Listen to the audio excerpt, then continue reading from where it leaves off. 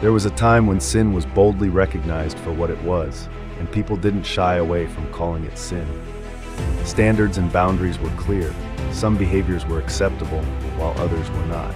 Moral principles were acknowledged and respected, and there was an understanding of godly standards. In that era, certain behaviors and activities were frowned upon, and individuals would feel ashamed to engage in them.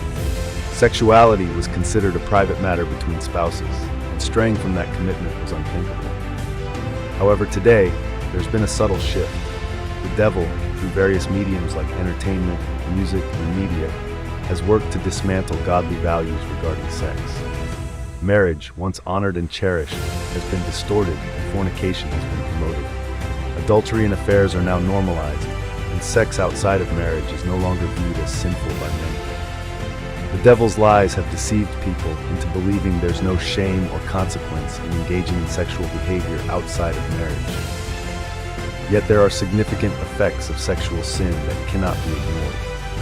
Firstly, engaging in sexual sin opens spiritual doors, often leading individuals into unknown territories spiritually.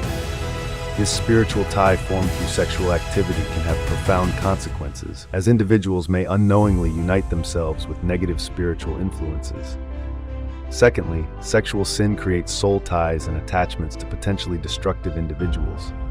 By uniting with such individuals, one risks corrupting their own soul and inviting negative influences into their lives.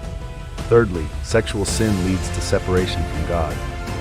As sin separates us from Him, actively engaging in sexual immorality distances individuals further from God's presence and ultimately leads to spiritual death. Lastly, sexual sin enslaves individuals, trapping them in a cycle of desire and pleasure that can derail them from God's purpose for their lives. Just like Samson in the Bible, whose weakness for sexual sin led to his downfall, indulging in sexual immorality can hinder one from fulfilling their God-given purpose.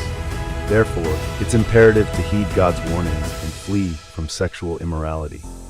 Repentance and seeking purification through Jesus Christ's sacrifice are essential for living a life of purity and holiness. Let us turn away from what is forbidden and pursue what is pleasing to God, embracing a life of purity and chasing after Jesus.